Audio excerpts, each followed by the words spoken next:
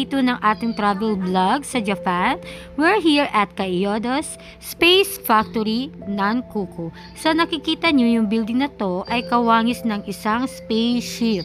This museum is opened in March 2021, dedicated to the creation and art of Kyoto's vinyl figurines. Kyoto's is known for producing vinyl figurines and it's really work of art. Kyoto Space Factory Nankoku is a free museum and factory where you can watch the figurines being created from start to the delicate hand finishing work. Visitor can check out exhibits of figures of all sizes, varying from tiny to 4 meters tall. You can even try painting your own figurine or making small diorama under the expert guidance of one of Kyoto's modelers. Okay, let's go back to normal Leslie again. Tama na yung pagiging narrator ko for today. Hope na meron kayong natutunan kahit konti sa mga pinagsasabi ko kanina.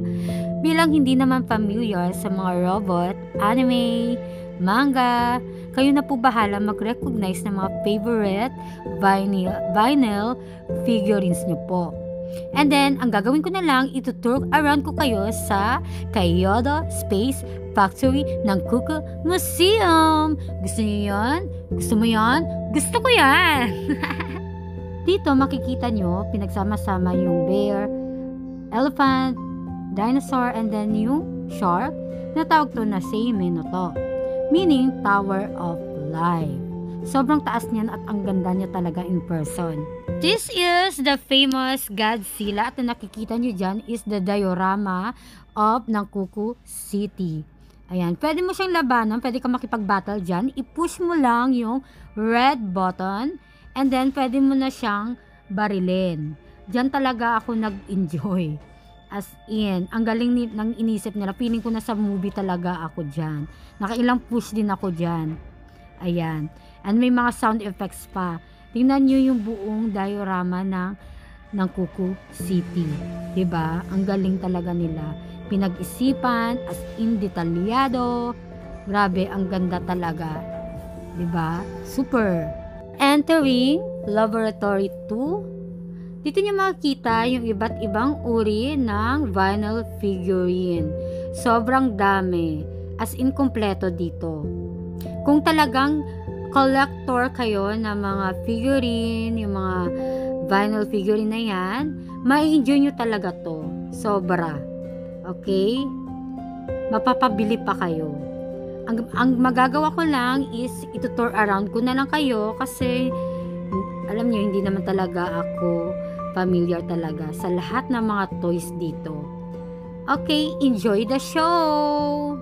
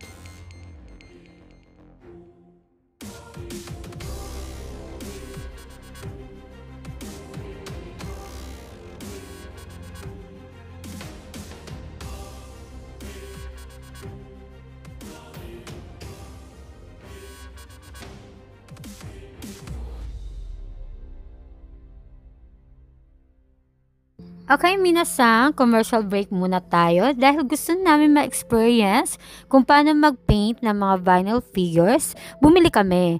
Marami siyang variation na pagpipilian. Meron dogs, bears, cats, dinosaur. Yung pinili namin yung pinakamadali, syempre, yung head na cat. Cat heads, kumbaga. Ayan, i-explain sa inyo ng mga modelers kung paano gagawin. Okay? May instruction silang ibibigay sa inyo, makinig kayo. And then, meron silang ibibigay na primary colors like red, green, yellow, black, blue, and white. Ayan. Dun makikita kung paano kayo magiging artistic or artist of the day. 'Di ba? Ayan yung lola mo, oh. Nilalagyan na ng mata yung kitty cat niya. Ayan, nilalagyan ko ng white dyan para mabuhay naman. O, diba? Nakakalibang. And then, parang nagiging competitive ka dyan. Kasi tatlo kami dyan eh. Yung anak ko, yung kapatid ko, tatlo kami dyan. Pagandahan daw kami. Kaya ang lola nyo, hindi talaga ako papatalo. Humanda kayong dalawa sa akin. O, diba? Gagalingan ko talaga. Ayan, nilalagyan ko na yung tenga na color yellow.